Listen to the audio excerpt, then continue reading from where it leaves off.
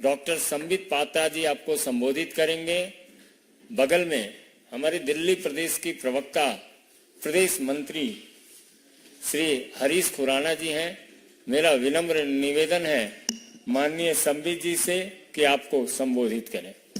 धन्यवाद संजय जी, धन्यवाद माननीय हरीश जी, आप सभी का अभिनंदन है। स्वाभाविक रूप से आप जानते ही होंगे आज का विषय क्या है। विषय गंभीर भी है और विषय दिल्ली के अरविंद केजरीवाल जी और उनके द्वारा किया गया भ्रष्टाचार का है।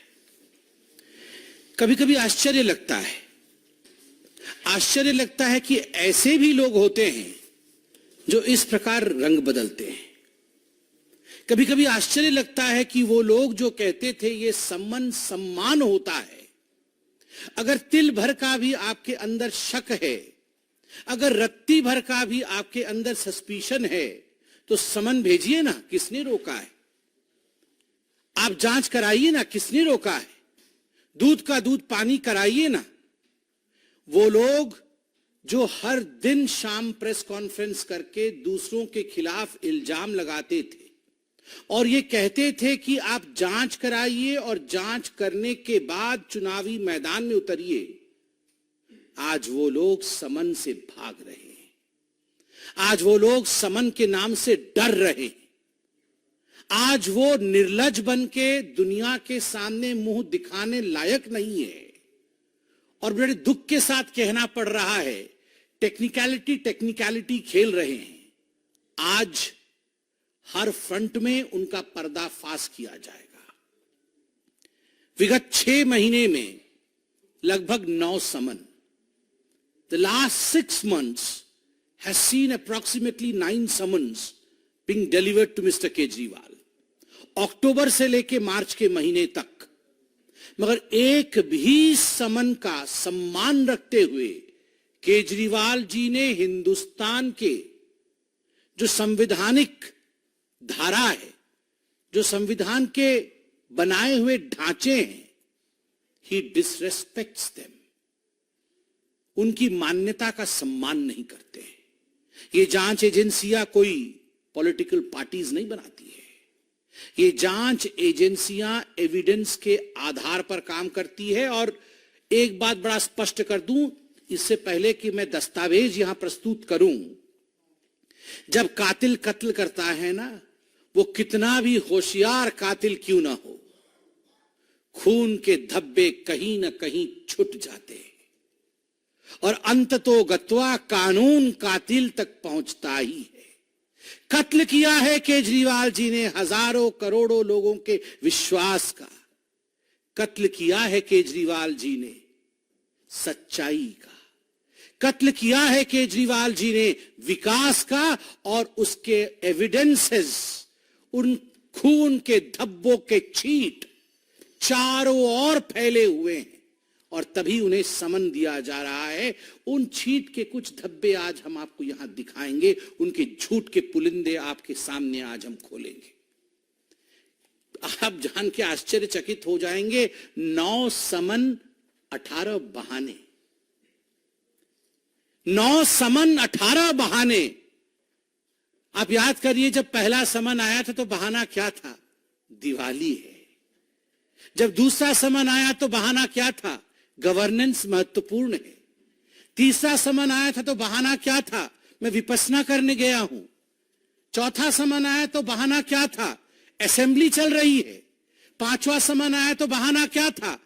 मध्य प्रदेश में चुनाव चल रहे हैं, मैं कैसे आ जाऊं जी, मुझे तो भाषण करना है। 9 समन 18 बहाने। मगर ये बहाने चलने वाले नहीं है। कल से टेक्निकल बहाने दिए जा रहे हैं। और वो टेक्निकल बहाने क्या है? अरे कोर्ट में तो इन समन्स को खारिज कर दिया, कोर्ट में तो हमें बेल मिल गया, फिर किस आधार पर ईडी हमें बुला रही है, फिर किस आधार पर जांच एजेंसी समन भेज रही है? ये जो पहला प्रश्न है, क्या कोर्ट ने इन समन्स को खारिज किया है? जो बार बार आम आदमी पार्टी के सबसे बड़े नेता अरविंद केजरीवाल जो बार बार कह रहे हैं कि ये समन्स इलीगल है, आर दे इलीगल? क्या ये इलीगल है, गैर कानूनी है? चलिए पर्दाफाश किया जाए।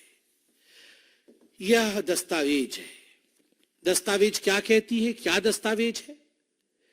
ये समन्स इलीगल है, इन पर रोक लगाया जाए, इस विषय को लेकर अरविंद केजरीवाल जी राउज एवेन्यू के कोर्ट में गए थे।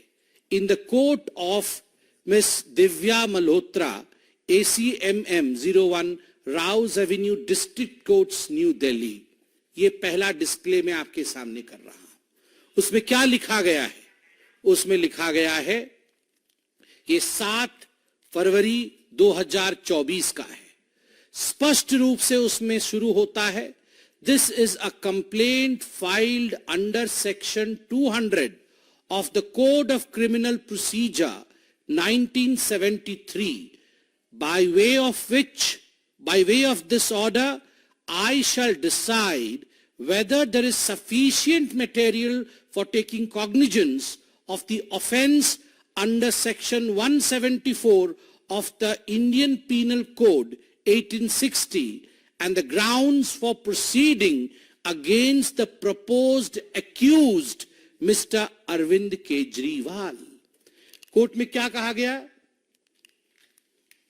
कोर्ट में कहा गया, केजरीवाल जी ने जाके कहा कि जो ईडी ने समन भेजा था वो गैर कानूनी है और इसको विड्रॉ कराया जाए, ये ठीक नहीं है।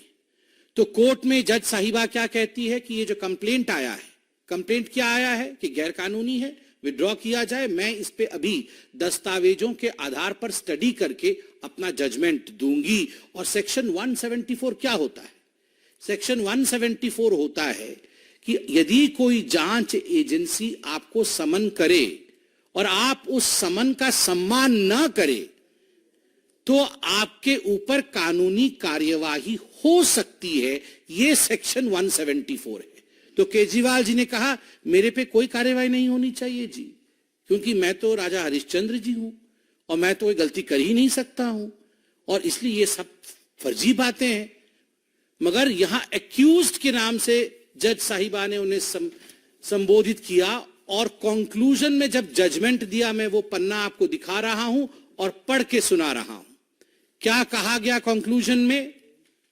13 नंबर पैराग्राफ में, to sum up from the contents of the complaint and the material placed on record, prima facie offense under section 174 of the IPC 1860 is made out, and there are sufficient grounds for proceeding under section 204 of the Code of Criminal Procedure 1973 against accused Mr. Arvind Kejriwal। बड़े स्पष्ट रूप से कहा गया कि वो accused mister Arvind Kejriwal जो हैं, प्राइमा फेसी अक्यूज्ड हैं। जो भी तथ्य कोर्ट के सामने रखा गया, जो भी दस्तावेज मेरे सामने रखा गया, जज साहिबा कह रही हैं, मैंने गहन अध्ययन किया। गहन अध्ययन करने के पश्चात प्रथम दृष्टया इसमें कोई शक नहीं है कि जब आपको समन दिया जाए तो आपको समन का सम्मान करते हुए जांच एजेंसी के सामने एक्यूज्ड, आज से मैं अरविंद केजरीवाल जी को एक्यूज्ड बोलूंगा। एके मतलब एक्यूज्ड अरविंद केजरीवाल, ये एक और उपाधि उनको मिली है, AAK, एक्यूज्ड अरविंद केजरीवाल। ये एक्यूज्ड अरविंद केजरीवाल जी हैं और उनको आके उनकी सफाई देनी पड़ेगी। आगे जज साहिबा क्या कहती है ये भी आप सुन लीजिए। Accordingly, issue summons to accused Mr. Arvind Kejriwal for the offense under section 174 of the Indian Penal Code 1860 for 17/2/2024, announced in the open court today on 7th day of February 2024. इसलिए आप और समन्स इश्यू करिए। Court ने कहा समन issue करिए। Court ने कहा prima facie accused है। कोर्ट ने कहा कि आपको अपीयर होना पड़ेगा। आप कैसे कह रहे हैं कि ये जो समन्स थे वो इलीगल थे? तो मी लॉर्ड सर जी, क्योंकि सर जी जो सोचते हैं कि वही लॉर्डशिप है, तो हम तो छोटे हैं, हम तो आम आदमी हैं। और अरविंद केजरीवाल जी को लगता है वही सर्वे सर्वा है, तो मैं उनको ही कह रहा हूं, मी लॉर्ड अरविंद केजरीवाल जी, आपका जो सबमिशन था that has fallen flat. Your submission that these summons were illegal has fallen flat. वो इलीगल नहीं थे मी लॉर्ड, आज आम आदमी भी समझ सकता है कि वो लीगल थे, क्योंकि हिंदुस्तान की कोर्ट ने ऐसा कहा। तो अरविंद केजरीवाल ने कहा, अरे ये क्या हो गया, कोर्ट ने तो मेरी पोल खोल दी।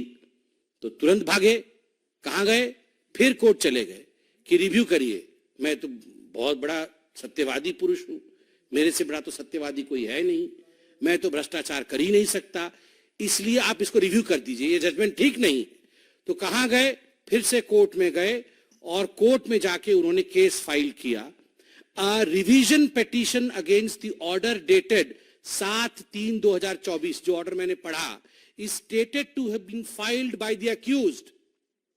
कोर्ट ने लिखा कि एक रिवीजन पिटीशन फाइल किया केजरीवाल जी ने, और फिर कोर्ट आगे कहती है कि we received and perused documents, there is no stay on the proceedings. सबसे महत्वपूर्ण बात जो कोर्ट कहती है, no stay on the proceedings. आपने रिवीजन के लिए फाइल किया केस कि नहीं, ये जो है अक्यूज्ड है, प्राइमा फेसी अक्यूज्ड है, इसको रिवाइज कर दिया जाए, सेक्शन 174 के तहत रोक लगा दिया जाए, मगर कोर्ट ने कहा no stay on the proceedings.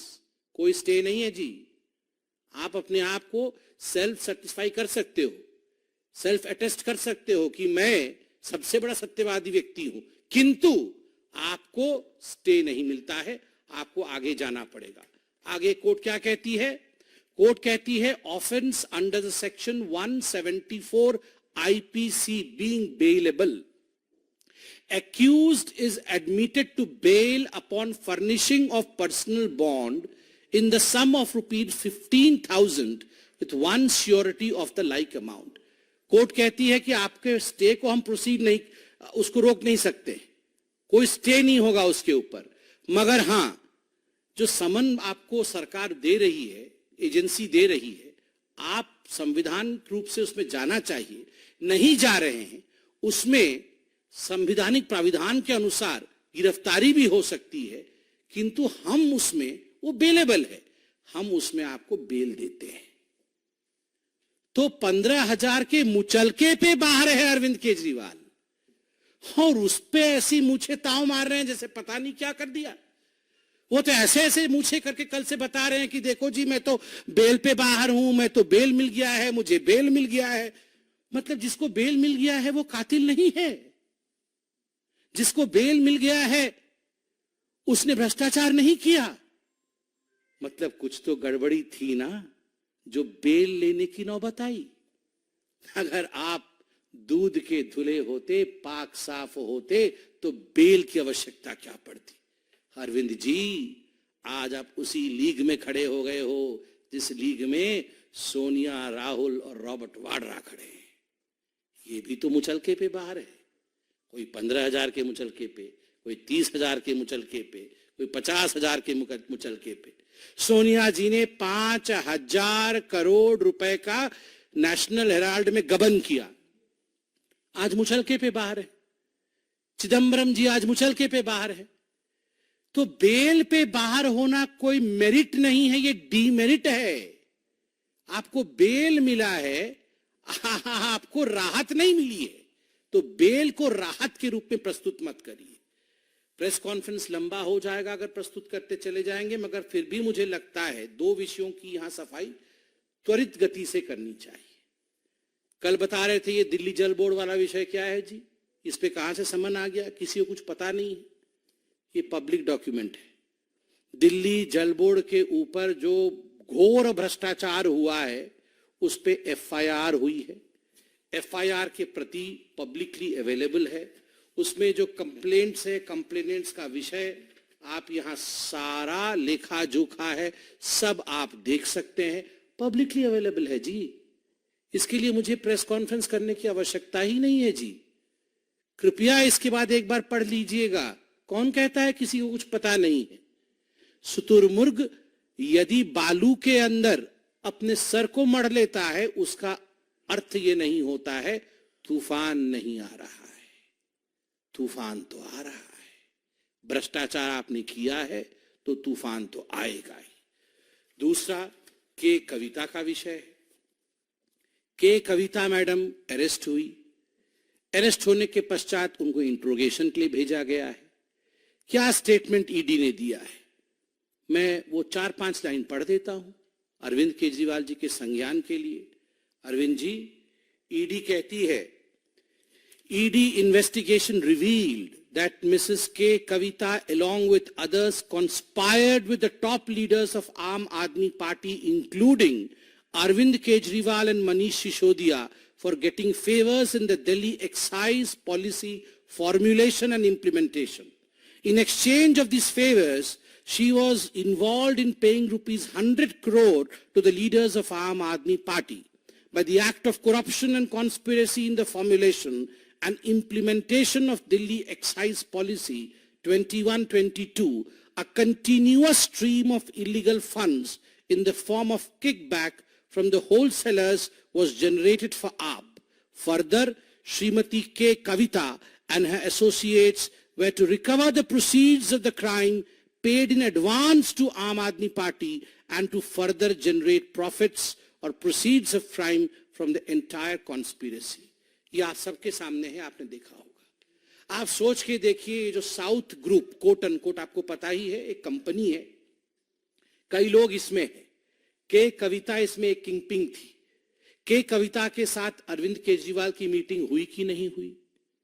क्या अरविंद केजरीवाल जी ने ये नहीं कहा कि आपकी कंपनी को हम, आपके जो पूरी कोहोट है, उस कोहोट को हम यहां पर लाके बसाएंगे, उनके माध्यम से शराब का कारोबार यहां करेंगे, 12% का कमीशन दिलाएंगे, 6% का किकबैक लेंगे, 100 करोड़ रुपए आप हमें दीजिए, उसमें से 50 करोड़ रुपए तुरंत दीजिए। अंततो गत्वा उनके खुद के ऑनगोल के जो एमपी है मंगूटा जी का स्टेटमेंट भी मेरे पास है। मंगूटा जी ने बड़े स्पष्ट रूप से यहां कहा हुआ है, ईडी के पास वो स्टेटमेंट है। We thought we can do liquor business in Delhi and to know from the government. I have asked for time to meet Shri Arvind Kejriwal. Then this office has given time to me for meeting him at Secretariat on 16/3/2021 at 4:30 p.m. Regarding the liquor business, earlier Mrs. Kavita, daughter of Chief Minister of Telangana, K. Chandrasekhar Rao, has already approached me to do liquor business in Delhi and offered to pay rupees 100 crore to the party, that is Aam Aadmi Party, and she will call you in the liquor business connection, or you call her, discuss about the future, since already their team is working in Delhi. ये अरविंद केजरीवाल जी के member of parliament का, कविता जी के member of parliament का statement on record है। अब उनका बेटा शायद अप्रूवर भी है। ये सब पब्लिक डोमेन पे है। और केजरीवाल जी आप कहते हैं धब्बे नहीं है, ये धब्बे हैं।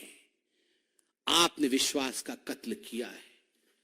इतने कागज हैं, ये सब छींट है, क्योंकि समय नहीं है इन सब को गिनवाने का। मैं अपने आप को रोक नहीं पा रहा हूं, कहीं कहीं से एक एक लाइन पढ़ देना चाहिए। ये धब्बे आपके सामने आने चाहिए। ये जो कत्ल हुआ है और उसके खून के छींट आप भी देखिए। एक पन्ने पे लिखा हुआ है, in this manner it is amply clear that Miss K. Kavita has actively destroyed the digital evidence to conceal her role and involvement in the scam.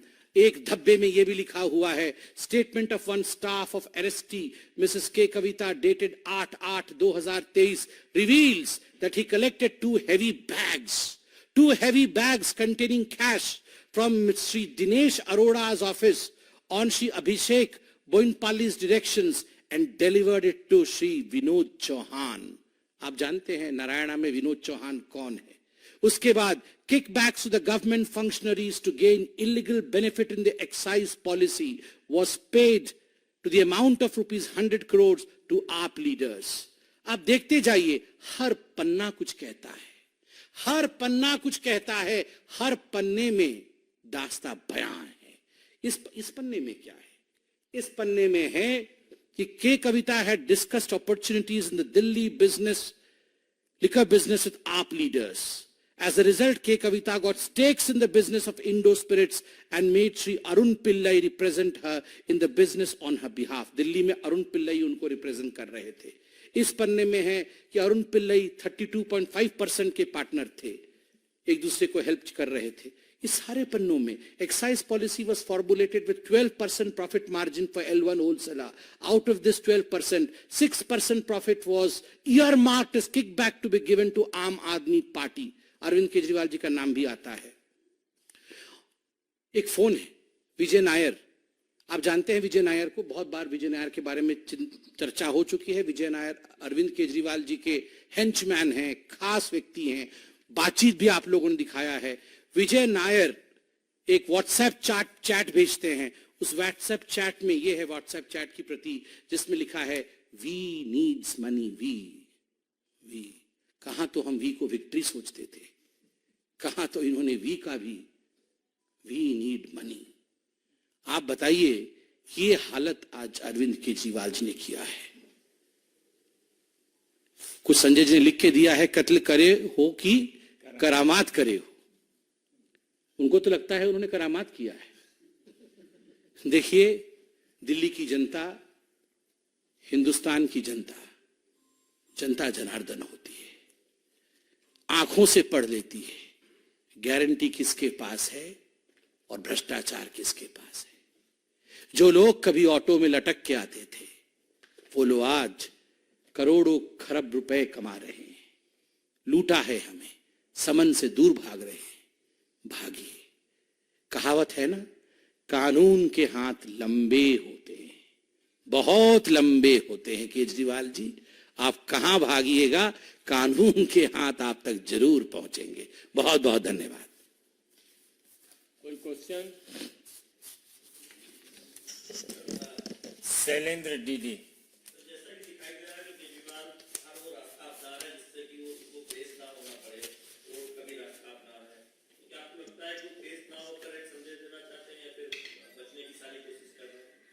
देखिए, इस देश में यह एक लोकतांत्रिक देश है. पूरे विश्व का अगर तंत्र को देखा जाए तो हिंदुस्तान से बड़ा लोकतंत्र नहीं है. आपको क्या लगता है, कोई भी व्यक्ति, चाहे वो कितना भी बड़ा हो, चाहे वो मुख्यमंत्री हो, चाहे वो कोई मंत्री हो, क्या कानून और इस प्रक्रिया से भाग सकता है? आखिर कब तक भाग सकता है? और पोस्चरिंग, जिसको अंग्रेजी में पोस्चरिंग कहते हैं, आप पोस्चरिंग भी कब तक कर सकते हैं? जब दस्तावेज होते हैं, सबूत होते हैं, कहानी चीख चीख के अपने आप को बयां कर रही है, वैसे में कोई भाग नहीं सकता, कोई बच नहीं सकता. अंततो गत्वा सत्य पकड़ ही लेती है. Aishwarya Paliwal, India today.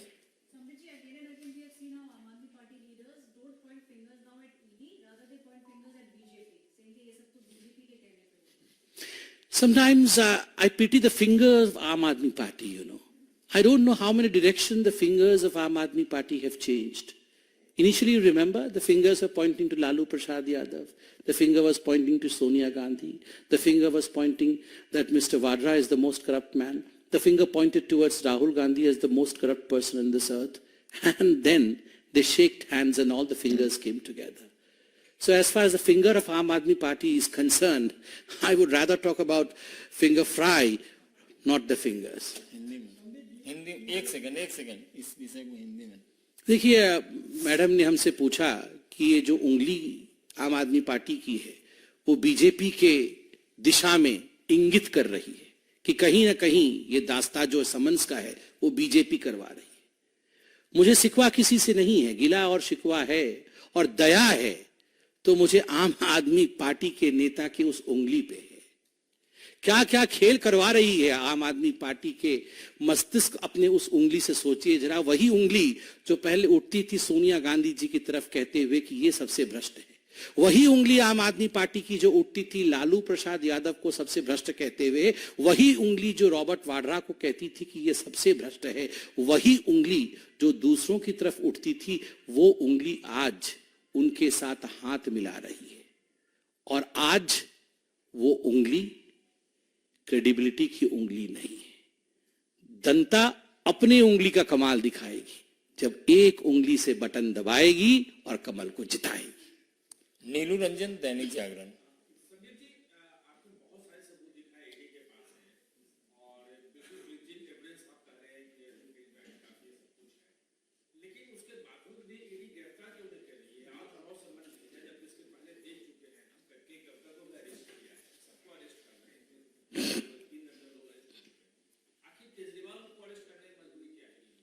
देखिए, मैंने प्रेस कॉन्फ्रेंस किया। मैंने प्रेस कॉन्फ्रेंस करके जो तथ्य पब्लिक डोमेन में है, जो आप लोगों ने भी अध्ययन किया होगा, उसको एक सूत्र में पिरो करके लॉजिकल रूप से आपके समक्ष रखा, जो कि एक प्रवक्ता का कर्तव्य है, धर्म है। कौन किसको कब अरेस्ट करता है, जांच एजेंसी का काम करने का तरीका कैसा है, कोई अरेस्ट होता है नहीं होता है, यह प्रवक्ता का या राजनीतिक पार्टी का काम नहीं है। यह देश लोकतांत्रिक देश है। लोकतांत्रिक तरीके से एजेंसियां काम करती है, कोर्ट काम करती है। इस पर टिप्पणी करना भी उचित नहीं होगा। मोहित भट्ट, टाइम्स नाउ।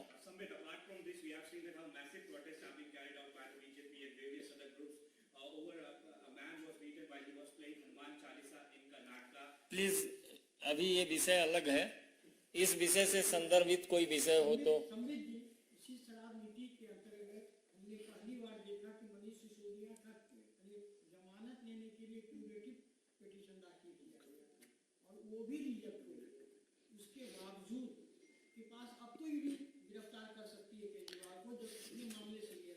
देखिए, एक बात तो स्पष्ट है और आप खुद ही मान रहे हैं, हिंदुस्तान मान रहा है।